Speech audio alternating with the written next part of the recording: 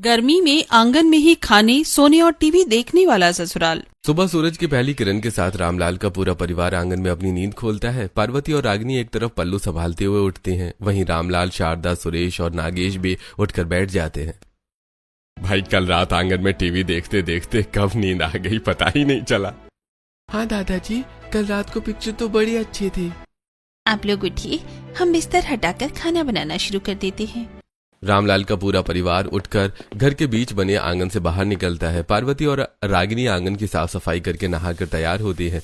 मिट्टी के चूल्हे पर खाना बनाना शुरू करती हैं। हम दोनों अपने खेत जा रहे हैं। जी, खाना बन गया है, 2 कौर खाकर फिर जाइए। नहीं, हम पहले अपने खेत में काम कर लें, उसके बाद खाएंगे। बापूजी, माँ जी, आप नाश्ता कर लीजिए। हाँ, बहुत जोर की भूख लगी है। मैं आंगन में टीवी लगाता हूँ, तब तक तुम खाना परोसो। इतना कहकर रामलाल घर के अंदर से एक टीवी लेकर आता है और आंगन में लगाकर शारदा और बहुओं के साथ बैठकर टीवी देखते हुए खाना खाने लगता है। ऐसी रात होती है, आंगन में टीवी लगा होता है। पूरा परिवार और पड़ोसी अपने बच्चों के साथ आंगन में बैठकर टीवी देख रहे होते हैं। अरे वाह रामलाल, क्या पिक्चर लगाई है, इतनी सुंदर हीरोइन है, मन करता है गब्बर की जगह मैं इसे लेकर भाग जाऊं। अरे हरिया, जरा संभल कर भागना, कहीं तेरी धोती तेरे पाँव में न फंस जाए, वरना बचे हुए तेरे 2 दांत भी टूट जाएंगे। अरे विमला बहन, हरिया का काम करते हुए फिसल कर गिर सकता है, पर जब बात हेमा मालिनी की हो तो मजाल है कि वो तस से मस हो जाए। इतनी तेज गर्मी में भी भट्टी में कूद जाए उसके लिए। अजी, आप कौन से दूध के धुले हुए हैं? अच्छा खासा सास बहू का धारावाहिक देख रहे थे, पर नहीं, आपको तो हेमा मालिनी की पिक्चर देखनी है। हमारी सास ससुर चाहे जितने बूढ़े हो जाएं, मस्ती इनके अंदर से खत्म नहीं होने वाली। यही मस्ती तो हमारे बच्चों में है, इसी मस्ती की बदौलत पूरा गांव खुशहाल है। ऐसी रात होती है, पूरा परिवार आंगन में पड़ोसी के साथ टीवी देखते हुए खाना खा रहा होता है। शारदा के आंगन में जिसे जितना टीवी देखना है देख लो, और फिर कुछ दिनों तक आंगन में टीवी देखने का मौका नहीं मिलेगा। अरे बच्चों, शोर मत बचाओ। क्या हुआ रामलाल, विमला ऐसे क्यों कह रही है? अरे भाई, रामलाल जी का पूरा परिवार गर्मियों में शहर जो जा रहा है। ले, रामलाल कर दिया ना बेवकूफी। अरे गर्मियों में शहर से लोग गांव आते हैं, तू गांव छोड़ के शहर जा रहा है। अरे कोई नियम बना है क्या कि शहर से ही गांव लोग आएंगे? गांव के लोग भी तो छुट्टी मनाएंगे। अरे तुझे तो पता है, शहर में मेरा छोटा भाई रहता है, उसी के घर जा रहे हैं हम सभी लोग। अरे मैंने तो सुना है शहर में हर चीज की व्यवस्था है, और एसी में लोग टीवी देखते हैं, खाते हैं, सोते हैं। भाई मैं तो आराम से एसी में सोऊंगा, टीवी देखूंगा और खाऊंगा। शहर में एसी के मीठे सपने देखते हुए पूरा परिवार टीवी देखते हुए अपने आंगन खाट लगाकर सो जाता है। ऐसी रात बीतती है। अगली सुबह टीवी घर में रखकर पूरा परिवार अपने अपने पोटलियों के साथ तैयार होता है और गांव से विदा लेकर शहर के लिए रवाना होता है। अगली सुबह पूरा परिवार शहर के रेलवे स्टेशन पर होता है, जहां नीलेश और अखिलेश अपने चाचा के परिवार को लेने आए होते हैं। अरे अखिलेश, ये चाचा जी कौन से लुक में आए हैं? भैया, चाचा जी को कम से कम एक सूटकेस तो लेके आना चाहिए था, ये पोटलियां बांध कर क्यों लेकर आए हैं? अरे भाई, जैसे भी आए हैं इन्हें लेकर घर चलो, देखो सभी नहीं देख रहे हैं। अरे देख रही हो शारदा, शहर के लोग मुझे कैसे देख रहे हैं। आज भी मेरे जैसा गबरू जवान इस शहर में कोई नहीं है। चाचा, गबरू जवान तो हैं, पर यह पोटलियों वाला सिलसिला नहीं करना चाहिए था। ये किस जमाने के लोग आए हैं पोटलियां बांधकर? अब न जाने शहर का क्या हाल होगा। आसपास के लोग रामलाल और परिवार का सीधा साधा देहाती पहनावा और हाथों में पोटलियां देखकर मजाक उड़ाने लगते हैं। नीलेश और अखिलेश जल्दी से पूरे परिवार को 2 गाड़ियों में बिठाकर अपनी हाई लिविंग स्टैंडर्ड सोसाइटी की ओर ले जाते हैं। ऊंची ऊंची इमारतों और सुंदर सड़कों के बीच बने अपने सुंदर घर के सामने गाड़ियां रुकती हैं। हेमंत का पूरा परिवार दरवाजे पर स्वागत के लिए खड़ा होता है। दीदी, ये लोग कौन है और हमारे घर क्यों आए हैं? अरे मेरे छोटे भाई हेमंत, कैसा है तू?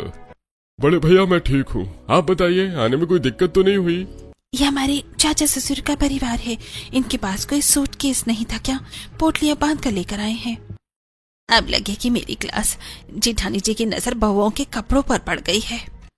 देवरानी जी, शहर आकर अपनी बहुओं को हमारी सभ्यता सिखाना भूल गई हो क्या? ये कैसे ऊटपटांग कपड़े पहने हैं, समझ नहीं है क्या? ताऊ ससुर आ रहे हैं, कुछ ढंग के कपड़े पहन लेते। जेठानी जी, मैं बहू को कहूंगी कि ढंग के कपड़े पहनने के लिए। हमारे कपड़ों में क्या खराबी है? जरा खुद के कपड़े देखिए, धोती कुर्ता पहन कर आए हैं।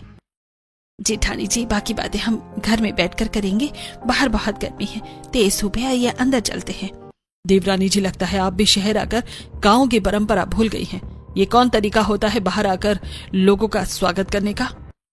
बहुओं, जाओ आरती की थाली लेकर आओ और अपने ससुर और सभी की आरती और नजर उतारो। क्या आरती उतारो, नजर उतारो? ये नजर वजर क्या होती है और आरती क्यों उतारनी है? बहुत कुछ बातें माननी पड़ती हैं। अश्विनी जैसा कह रही है वैसा करो और अपना सिर भी ढको। नीलिमा और गरिमा एक तौलिए से अपना सिर ढकती हैं और सबकी आरती और नजर उतारती हैं। दूर खड़ी पड़ोसन ये सब देखकर मुस्कुरा रही होती है। ये पड़ी हमारी पड़ोसन की नजर, अब न जाने कितनी बेइज्जती होगी। रामलाल अपने पूरे परिवार के साथ एसी लगे सुंदर इंटीरियर वाले घर में आता है। सुंदर सोफे, डाइनिंग टेबल और तरह तरह की तस्वीरों से हॉल सजा होता है। सामने बड़ा सुंदर टीवी रखा होता है। दादाजी देखिए, यहाँ टीवी लगा है और ये घर कितना ठंडा है। बच्चों, हम सभी यहीं बैठकर टीवी देखेंगे, अब बड़ा मजा आएगा। एसी और टीवी देखकर बच्चे बहुत खुश होते हैं। बच्चे सोफे पर चढ़कर कूदने लगते हैं।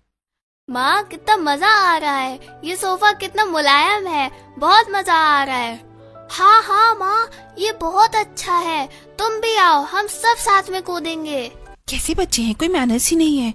हमारे इतने महंगे सोफे को गंदे पाँव से खराब कर रहे हैं। बच्चों, ये क्या कर रही हो, सोफा खराब हो जाएगा, आओ नीचे उतरो। जी, महेश और रंजीत, तुम लोग थोड़ा आराम कर लो, सफर से थक गए होगे।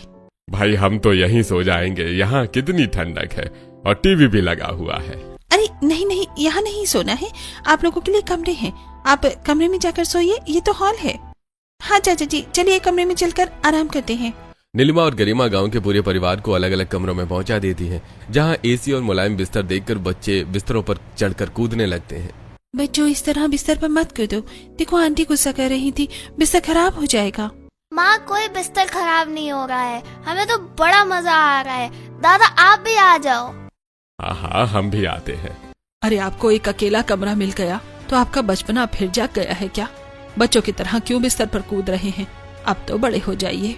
अरे मैं बड़ा ही हूँ और कितना बड़ा हो जाऊँ, कौन सा तुमने मुझे गोद में उठा रखा है। हे भगवान, क्या करूँ मैं इस आदमी का। मैं जा रही हूँ नहाने, आप बंदरों की तरह कमरे में कूदते रहिए। शारदा शहर के मॉडर्न बाथरूम में नहाने जाती है, जहाँ लेटेस्ट टैप लगे होते हैं। अरे, यहाँ कोई नल क्यों नहीं है? ये पानी कहाँ से आएगा, कुछ समझ ही नहीं आ रहा। ये चालू कैसे होता है? शारदा पास लगे सभी नोजल घुमाने लगती है। शावर पाइप घुमाते ही पाइप टूटकर शारदा के हाथ में आ जाता है और जोर से पानी निकलने लगता है। बाथरूम में पानी फैल जाता है। अरे, ये यहाँ से पानी गिरने लगा, इसे बंद करो। शारदा की आवाज सुनकर अश्विनी, नीलिमा और गरिमा बाथरूम में आती हैं। अरे जेठानी जी, ये क्या, ये कैसे हो गया? मैंने कुछ नहीं किया, मैं तो नल ढूंढ रही थी, ये अपने आप ही निकलकर मेरे हाथ पे आ गया। सॉरी सासू माँ, आपने इसे तोड़ दिया है, मैं अभी नीलेश और अखिलेश को बुलाती हूँ। नीलिमा नीलेश और अखिलेश को बुलाती है। दोनों किसी तरह शावर पाइप को ठीक करते हैं। जेठानी जी, यहाँ सेंसर वाले नल लगे हैं, आप बस हाथ दिखाइए, पानी अपने आप गिरने लगेगा। अब क्या नहाना, इतना तो नहा लिया। ऐसा फालतू नल कौन लगाता है? कोई अच्छा नल लगाया होता तो ये सब नहीं होता। थोड़ी देर बाद पूरा परिवार डाइनिंग टेबल पर आकर बैठता है, जहाँ एसी चल रहा होता है। अरे बहू, सभी को खाना परोसो। हाँ, जल्दी खाना लेकर आओ, बहुत भूख लगी है। नीलिमा और गरिमा किचन में आती हैं और दाल, चावल और अचार के साथ सुंदर प्लेट सजाकर सभी को डाइनिंग टेबल पर परोसती हैं। खाना आते ही रामलाल, महेश और रंजीत अपने गांव की स्टाइल में कुर्सी पर टांग मोड़कर बैठ जाते हैं। नीलिमा दीदी, ये कौन सा तरीका है बैठकर खाने का?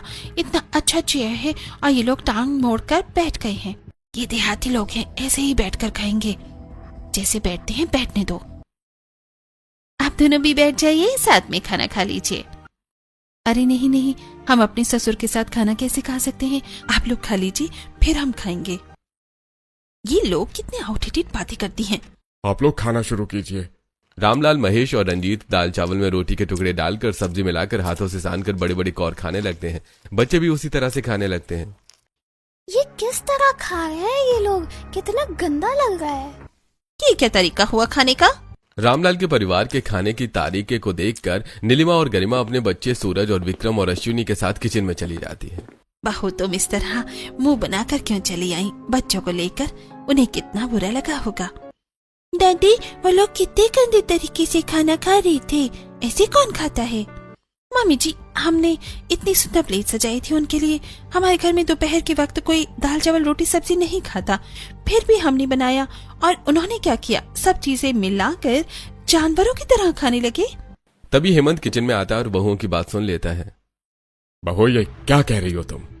पापा जी क्या गलत कह रहे हैं हम? ये लोग जानवरों की तरह क्यों खा रहे हैं? अच्छे से बैठकर भी तो खा सकते हैं। बहू नाराज मत हो, भैया के खाने का यही तरीका है। वो लोग बड़े बड़े निवाले खाते हैं और सारा खाना एक साथ ही खाते हैं, इसलिए ऐसे खा रहे हैं। हेमंत बहुओं को समझाता है। बहुओं का गुस्सा थोड़ा ठंडा होता है। ऐसी दोपहर बीतती है। शाम के वक्त रामलाल हेमंत से हॉल की टीवी चलवाकर पूरे परिवार के साथ सोफे पर बैठ जाता है। पापा मम्मी कितनी अच्छी पिक्चर है, यहाँ कितनी ठंडी हवा चल रही है, मजा आ रहा है। अरे मजा तो आ रहा है, पर गर्मा गर्म पकौड़े होते चाय के साथ तो और मजा आता। अच्छा तो गर्मा गर्म पकौड़े बन ही जाते हैं? बहू जरा सभी के लिए पकौड़े और चाय बना दो। हेमंत के कहने पर नीलिमा और गरिमा रसोई में आकर सभी के लिए चाय और पकौड़े बनाने लगती हैं। कैसे मेहमान आ गए हमारी गर्मियों की छुट्टी में। जब से आए हैं तब से परेशान कर रखा है। पहले इनके बच्चे सोफा गंदे करने लगे, फिर सासू माँ ने हमारा महंगा टेप तोड़ दिया, फिर जानवरों की तरह खाना खा रहे थे। अब न जाने चाय पकौड़े कैसे खाएंगे। ये लोग इतनी कबाल लग रहे हैं, कहीं चाय में पकौड़े डुबो कर न खाने लगे। नीलिमा और गरिमा चाय पकौड़े बनाकर हॉल में टीवी देख रहे गांव के परिवार को देती हैं। बच्चे सोफे पर बैठकर बिस्किट खाते हुए टुकड़े गिराने लगते हैं। वहीं रामलाल का परिवार मुंह में पकौड़े भरकर बातें करने लगता है। अरे भाई वाह, क्या पिक्चर है, मजा आ गया।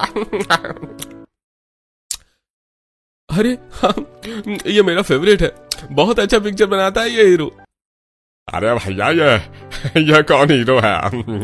अरे हीरो तो हमारे जमाने में हुआ करते थे, अमिताभ बच्चन लंबी लंबी छलांगे मारा करता था। छी, ये लोग किस तरह से बातें कर रहे हैं?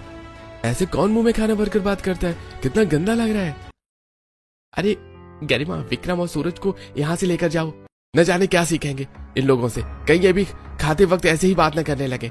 मम्मी जी, क्या इन्होंने पहली बार टीवी देखा है? ऐसे टीवी कौन देखता है? आजकल इतने पुराने पिक्चर कौन देखता है? कितने आउटडेटेड लोग हैं ये। नीलेश, नीलिमा, सूरज, अखिलेश, गरिमा और विक्रम मुंह बनाकर अपने कमरे की तरफ निकल जाते हैं। वहीं हेमंत चिंतित होकर सभी को देखता है। अरे अभी तो बड़े भैया का परिवार आया है, अब न जाने आगे क्या क्या होगा। ऐसी रात होती है। रामलाल अपने बेटे और पोतों के साथ हॉल में एसी के सामने बैठा टीवी देख रहा होता है। अरे बड़े भैया, शारदा भाभी, आप लोग डाइनिंग टेबल पर बैठिए, मैं बहुओं से खाना परोसने के लिए कहता हूँ, रात हो गई है। अरे हेमंत, मैं यहाँ बैठकर खाना नहीं खाऊंगा, मुझे टीवी देखते हुए एसी में खाना खाना है। मैं टीवी के सामने बैठकर ही खाऊंगा। हे भगवान, डाइनिंग टेबल पर इन्होंने कितना गंदा तरीके से खाया था। अब ये लोग सोफे पर एसी में टीवी देखते हुए खाना खाएंगे, न जाने कितनी गंदगी फैलाएंगे। नीलिमा और गरिमा अश्विनी को इशारा करके किचन में लेकर आती हैं। बहू, मुझे पता है तुम मुझे क्या कहने के लिए लेकर आई हो। मामी जी, चाहे कुछ भी हो जाए, उन्हें एसी में खाना खाना है तो डाइनिंग टेबल पर बैठकर खाए ना, पर टीवी देखते हुए सोफे पर बैठकर खाना नहीं खाने देंगे हम।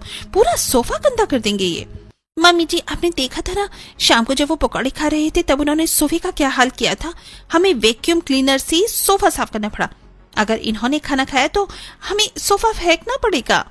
हेमंत किचन के बाहर खड़ा होकर सारी बातें सुनता है और फिर किचन में आता है। पापा जी, आपने सुना है ना, आपके बड़े भाई ने क्या कहा? वो सोफे पर बैठकर खाना खाना चाहते हैं। हम अभी जाकर उन्हें मना कर देते हैं। अरे नहीं नहीं बउआ, ऐसा मत करना। वो मेरे बड़े भैया का परिवार है, पहली बार गांव से शहर आया है। उन्हें जैसा कहना है वैसा रहने दो, करने दो, बस कुछ दिनों की बात है, थोड़ा समझो। हेमंत के कहने पर अश्विनी, नीलिमा और गरिमा रामलाल के परिवार को सोफे पर खाना परोसने के लिए मान जाती हैं। वहीं पार्वती और रागिनी किचन में आती हैं। आप लोग किचन में क्यों आई हैं? हम आपकी मदद करने आए हैं। नहीं नहीं, हमें आपकी कोई मदद की जरूरत नहीं है, हम खुद कर लेंगे। अरे ऐसा क्यों कह रही हैं? हमें भी मदद करने दीजिए, जब से आए हैं तब से बैठे ही तो हैं। अच्छा, यहाँ इतनी सारी चीजें हैं, इनका इस्तेमाल क्या है? ये मिक्सर है मसाला पीसने के लिए, ओवन है खाना गर्म करने के लिए, और ये बाकी छोटे कामों के लिए है। आपको जब ये सब नहीं पता तो हमारी मदद कैसे करेंगे? हमें जो काम आता है हम वो कर देंगे। अगर कुछ पूछना होगा तो आपसे पूछ लेंगे। पार्वती और रागिनी जबरदस्ती नीलिमा और गरिमा के कामों में हाथ बटाने लगती हैं। पूरा खाना तैयार होता है और नीलिमा, गरिमा, पार्वती और रागिनी सोफे पर सबको खाना परोसती है। महेश और रंजीत सोफे पर बैठ जाते हैं और बच्चे जमीन पर बैठकर सारा खाना एक साथ मिलाकर दोपहर की तरह खाने लगते हैं। मुझे यही उम्मीद थी कि ये लोग अपनी आदत नहीं बदलेंगे। भैया थोड़ा आराम से खाइए, क्या हड़बड़ी है, छोटे छोटे कौर खाइए। अरे छोटे छोटे कौर कौन खाए? जब मुंह में इतना आता है तो इतना ही खाऊंगा, तुम भी खाओ। ये क्या लड़कियों की तरह छोटे छोटे कौर खा रहे हो? इतना कहकर रामलाल अपने हाथ में बड़ा निवाला बनाता है और हेमंत के मुंह में डाल देता है। वहीं पास बैठे सूरज और विक्रम के मुंह में भी बड़े निवाले भर देता है। मम्मी मैं कैसे खाऊं, मेरा तो मुंह ही नहीं चल रहा। सूरज और विक्रम का मुंह भर जाता है और दोनों खाना चबा नहीं पाते। तभी अखिलेश आगे बढ़कर दोनों को पानी पिलाकर खाना निकलवाता है। नहीं खाना हमें आप लोगों के साथ, हम अपने कमरे में जा रहे हैं। इतना बड़ा बड़ा निवाला कौन खाता है? बच्चे नाराज होकर अपने कमरे में चले जाते हैं। कैसे छुई मुई बच्चे हैं, इतने में ही परेशान हो गए। हमारे सुरेश और नागेश देखो कितने मजबूत हैं। भाई मेरा पेट भर गया, मुझे नींद आ रही है, मेरा बिस्तर लगा दो, मैं यहीं सो जाऊंगा। अरे यानी सोना है, तुम लोग अपने कमरे में जाकर सो, वहां भी एसी लगा है। अरे वहां टीवी नहीं लगा है ना। भैया हॉल में नहीं सोते, आप कमरे में जाइए, वहां एसी है, बहुत ठंडक मिलेगी। रामलाल का पूरा परिवार अपने अपने कमरों में जाकर एसी चलाकर सो जाता है। कुछ देर में सभी करवटें बदलने लगते हैं। ऐसे कुछ दिन बीतते हैं। एक दोपहर रामलाल अपने कमरे में एसी चलाकर सो रहा होता है और अचानक उठकर खिड़की के पास आ जाता है। अरे भाई मुझे नींद नहीं आ रही है। गांव में खाना खाने के बाद कितनी अच्छी नींद आती थी, यहाँ तो घुटन सी हो रही है। हमें आदत नहीं है, इस एसी में नींद नहीं आ रही है, चलिए बाहर चलते हैं। रामलाल अपने कमरे से बाहर निकलता है। वहीं बाकी परिवार भी अपने अपने कमरों से निकलकर हॉल में आ जाता है। क्या पिताजी आपको भी नींद नहीं आ रही थी? हाँ मुझे भी नहीं आ रही थी। कुछ दिन तो एसी में करवटें बदलते हुए नींद आती थी, अब तो बिल्कुल भी नहीं। चलो यहीं बैठकर टीवी देखते हैं। पूरा परिवार साथ बैठकर टीवी देखने लगता है। थोड़ी देर में सबका मन भटकने लगता है। मेरा मन नहीं कर रहा यहाँ बैठने का, समझ नहीं आ रहा क्या हो रहा है। हाँ मुझे भी। सभी आपस में बातें कर रहे होते हैं। तभी रामलाल की नजर बाहर लॉन में एक पेड़ के पास पड़ती है। रामलाल अपने गांव के दिनों को याद करते हुए आंगन के बीचों बीच अपने पड़ोसियों के साथ खड़ा होता है। वहीं महेश और रंजीत आंगन में टीवी लगा रहे होते हैं। अरे रंजीत बेटा जल्दी जल्दी हाथ चलाओ, तुम लोग जल्दी से आंगन में टीवी लगाओ। अरे रामलाल ये तो बड़ा बढ़िया सोचा, आंगन में ठंडी ठंडी हवा के बीच में टीवी देखने में बड़ा मजा आएगा गर्मियों में। अरे भाई आंगन में टीवी देखते हुए खाने और सोने का मजा ही कुछ और है, इसीलिए मैं अपने आंगन में टीवी लगवा रहा हूँ। पापा टीवी चालू हो गया। टीवी चालू होते ही रामलाल अपने दोस्त और बेटों के साथ एक तरफ बैठ जाता है। वहीं बहुएं शारदा के साथ एक तरफ बैठ जाती हैं और बच्चे चारों तरफ उछल कूद करने लगते हैं। अरे भाई असली मजा तो आंगन में टीवी देखने में है। अब मुझे समझ में आया हमें एसी में टीवी देखने, खाने और सोने का मजा क्यों नहीं आ रहा है। हम तो आंगन में ही टीवी देखेंगे, खाएंगे और सोएंगे। पापा जी यहाँ आंगन कहाँ है? ये तो शहर का घर है। अरे बहू वो सामने देखो, वो रहा आंगन। सुरेश बेटा जाओ अपने दादाजी को बुलाकर लाओ। सुरेश दौड़ते हुए हेमंत के कमरे में आता है। क्या हुआ मेरे बच्चे? दादाजी जल्दी नीचे चलिए, आपको बुला रहे हैं। हेमंत हर्षवाणी के साथ हॉल में आता है। क्या हुआ बड़े भैया, आपने मुझे बुलाया? अरे मुझे आंगन में टीवी देखना है, तू बाहर टीवी लगवा। हेमंत नीलेश और अखिलेश को बुलाता है। अरे नीलेश और अखिलेश, हॉल का टीवी वहां पेड़ के पास लगा दो। हॉल का टीवी पेड़ के पास लगा दो, पर क्यों? अरे तुम लगा दो, तुम्हारे चाचा जी को वहीं टीवी देखना है। ठीक है हम लगा देते हैं। नीलेश और अखिलेश हॉल का टीवी निकालकर घर के बाहर तेज धूप में पेड़ के पास लगा देते हैं। रामलाल का पूरा परिवार बाहर धूप में बैठ जाता है। दादाजी यहाँ तो बहुत तेज धूप है, टीवी में कुछ दिखाई नहीं दे रहा और कितनी गर्मी भी है। हाँ बेटा धूप तो बहुत तेज है। शारदा जा मेरी पोटली से 2 धोती लेकर आ। रामलाल शारदा से 2 धोती मंगवाता है और एक डंडे के सहारे घर के लॉन में तंबू बनाकर पूरा परिवार अंदर बैठकर टीवी देखने लगता है। पड़ोसी अपनी बालकनी से ये सब देख रहे होते हैं और नीलिमा और गरिमा भी बालकनी में आ जाती हैं। अब इन्होंने क्या ड्रामा शुरू कर दिया? अरे नीलिमा, गरिमा, तुमने बताया नहीं कि तुमने टाइम मशीन की खोज कर ली है। Time machine? हमने कोई टाइम मशीन की खोज नहीं की। अगर टाइम मशीन नहीं बनाई तो ये 19वीं सदी के लोग कहाँ से ले आई हो तुम? पहले पोटली लेकर आई, फिर तुम इनकी नजर उतार रही थी और अब धोती का टेंट बनाकर तुम्हारे लॉन में टीवी देख रहे हैं। नीलिमा दीदी, हम पापा जी के कहने पर कुछ नहीं बोल रहे हैं, पर अब इन्होंने लिमिट क्रॉस कर दी है। पूरी सोसाइटी में हमारा मजाक बन रहा है। हम बोल भी तो नहीं सकते, मेहमान हैं, ऊपर से पापा जी के इमोशन जुड़े हैं। अरे रागिनी बहू, पार्वती बहू, नीलिमा और गरिमा बहू के साथ सभी के लिए ठंडा शरबत बनाकर लेकर आओ। रागिनी और पार्वती किचन में आती हैं। वहीं गरिमा और नीलिमा भी किचन में चली जाती हैं। आप लोग किचन में क्यों आई हैं? बापूजी ने सभी के लिए शरबत मंगवाया है, वही बनाने आए हैं। नींबू कहाँ है? हाँ, फ्रिज में है। पार्वती और रागिनी सभी के लिए ठंडा शरबत बनाती हैं। वहीं गरिमा और नीलिमा शरबत लेकर बाहर टीवी देख रहे रामलाल के परिवार के पास आती हैं। यहाँ कितनी तेज धूप है, कितनी गर्मी लग रही है। हम अभी एसी से निकलते हैं, इसलिए ज्यादा गर्मी लग रही है। जल्दी घर में चलो, वरना पसीने से भर जाएंगे। नीलिमा और गरिमा जल्दी से घर में चली जाती हैं। वहीं रागिनी और पार्वती सभी के साथ बैठकर टीवी देख रही होती हैं। ऐसे ही दोपहर के खाने का वक्त होता है। रागिनी और पार्वती किचन में आकर सभी के लिए खाना बनाने लगती हैं। आप लोग खाना क्यों बना रही हैं? हम बना लेंगे। तुम लोग अकेले क्यों बनाओगी? हम भी मदद करेंगे। मैं चावल और सब्जी बना रही हूँ, तुम रोटी बना लो। चारों मिलकर खाना बनाती हैं और फिर गरिमा और नीलिमा बाहर लेकर आती हैं। दीदी, आप लोग जाइए और अपने ससुर जी को बुला लीजिए। बाबूजी बाहर बैठकर ही खाना खाएंगे। सारा खाना लेकर बाहर चलो। बाहर बैठकर खाना खाएंगे? क्यों? हम सभी आंगन में टीवी देखते हुए ही खाना खाते हैं, इसलिए बाबूजी ने बाहर खाना मंगवाया है। चारों तेज धूप में खाना लेकर बाहर आती हैं। रागिनी बहू, चलो तुम भी बैठ जाओ। क्यों मेहनत कर रही हो? तुम छुट्टियां मनाने आई हो। अरे खाना तो ठीक है, मुझे थोड़ा सलाद चाहिए। बहू जाओ, सभी के लिए सलाद बना कर लाओ। गरिमा किचन में जाती है और सलाद लेकर बाहर आती है। बार बार किचन और लॉन के बीच आना जाना शुरू हो जाता है, जिससे सभी परेशान हो जाते हैं। अरे वाह, बहुत अच्छे से खाना खिलाया, पेट भर गया। अब मुझे अच्छी नींद आएगी, मैं सोने जा रहा हूँ। रामलाल अपने बेटों के साथ लॉन में एक तरफ सो जाता है। वहीं सुरेश और नागेश चारों तरफ खेलते रहते हैं। ऐसे कुछ दिन बीतते हैं। एक रात रामलाल लॉन में बैठकर टीवी देख रहा होता है। अरे ये कैसे लोग हैं, एसी छोड़कर बाहर बैठकर टीवी देख रहे हैं। दोपहर में भी यही खाना खा रहे थे। क्या पता यहीं सो भी जाएं। ये नीलम और गरिमा के घर आए हुए लोग हैं, कुछ भी कर सकते हैं। रामलाल अपने पूरे परिवार को साथ बिठाकर टीवी देखने लगता है और जैसी रात होती है सभी को खुले आसमान के नीचे खाना खिलाता है। हम एसी छोड़कर बाहर क्यों बैठे हैं? अंदर एसी में खाना खाते हैं, वहाँ बिल्कुल गर्मी नहीं लगती। आप लोग हमें बाहर क्यों लेकर आए हैं?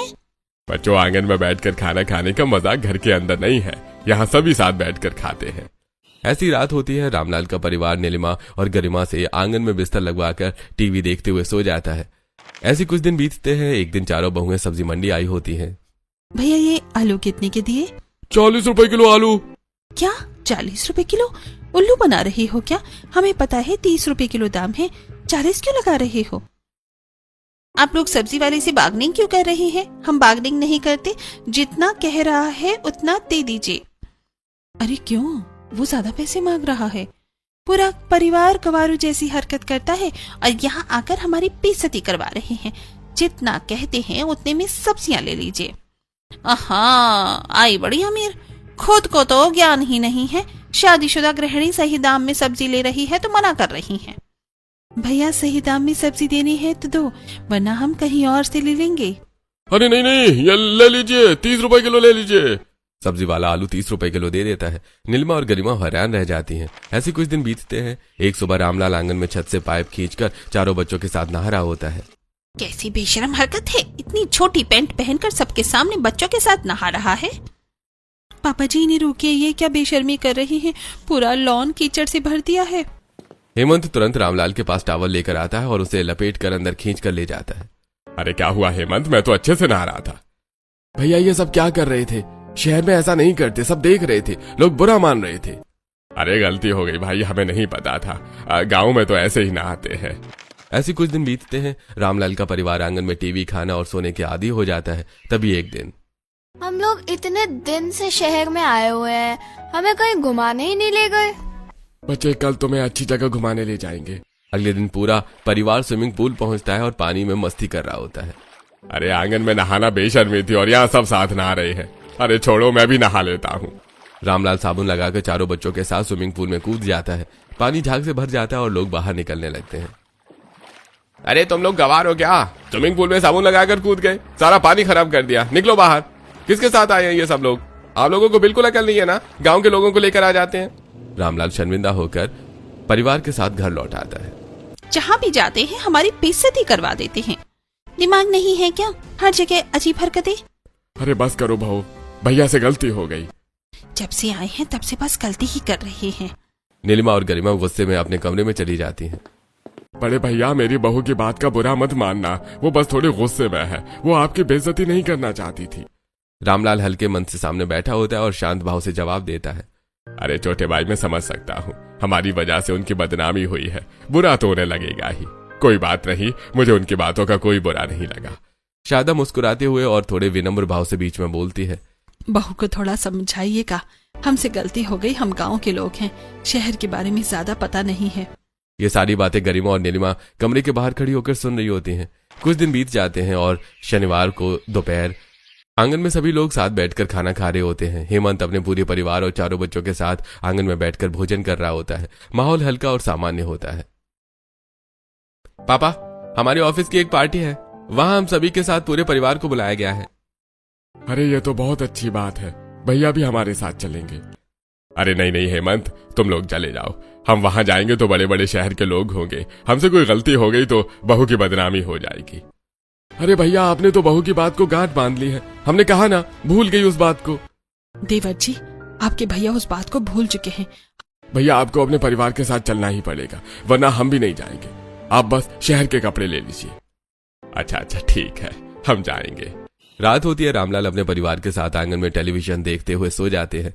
अगली सुबह रामलाल अपने पूरे परिवार के साथ पास के मॉल में जाता है और सभी लोग नई शहरी कपड़े खरीदने लगते हैं। वाह पार्वती, ये साड़ी तो तुम पर बहुत अच्छी लग रही है। तुम भी इन साड़ियों में अच्छी लग रही हो। अरे भाई, मैंने तो एक बार अमिताभ बच्चन को ये कोट पहने देखा था, मैं भी ऐसा ही कोट पहनूंगा। देवरानी जी अपनी बहू बेटों के साथ पार्टी में पहुंच गई हैं। हम भी यही कपड़े पहनकर सीधे पार्टी में पहुंचते हैं। हाँ हाँ, चाचा जी ने हमें पता बता दिया है। पूरा परिवार ट्रायल रूम में जाकर कपड़े बदलने चला जाता है। वहीं दूसरी तरफ शहर की पार्टी में हेमंत का पूरा परिवार सूट बूट टाई और डिजाइनर साड़ियों में सजा हुआ पार्टी में पहुंच चुका होता है। चारों तरफ चमक धमक, नाच गाना और खाना पीना चल रहा होता है। अगर मेरे बड़े भाई से कोई गलती हो जाए तो उन्हें यहाँ कुछ मत कहना, तुम मुझसे कहना, मैं उन्हें समझाऊंगा। देखिए, आपके बड़े भैया आ गए। रामलाल अपने पूरे परिवार के साथ पार्टी में आता है। शारदा, पार्वती और रागिनी डिजाइनर साड़ियों में और सिर पर घूंघट लिए हुए आती हैं। महेश, सुरेश और बच्चे स्पोर्ट्स शूज पहने होते हैं। अरे भगवान, ये क्या बनकर आए हैं ये लोग? इन्होंने ये कैसी टाई बांधी और ये अजीब से शूज क्यों पहन लिए इन्होंने? अरे ये कौन नमूना आ गया हमारी पार्टी में? किसी सर्कस से भाग कर आए हैं क्या? अरे सर्कस से नहीं, मुझे लगता है किसी रेस से भाग कर आए हैं। देखो, सबने स्पोर्ट्स शूज पहने हैं। जरा इन लोगों को तो देखो, डिजाइनर साड़ी पहनकर खुद को शहरी समझने लगी हैं, पर अपनी गांव वाली हरकतें नहीं छोड़ पाई। इन लोगों ने पार्टी का सारा मूड खराब कर दिया। न जाने कहां से आ जाते देहाती गवार कहेंगे। कौन गवार है? आप लोग गवार हैं जो बड़ों की इज्जत करना नहीं जानते। इन्होंने पार्टी का मूड खराब कर दिया है, या आप लोगों ने हमारी सभ्यता खराब कर रखी है।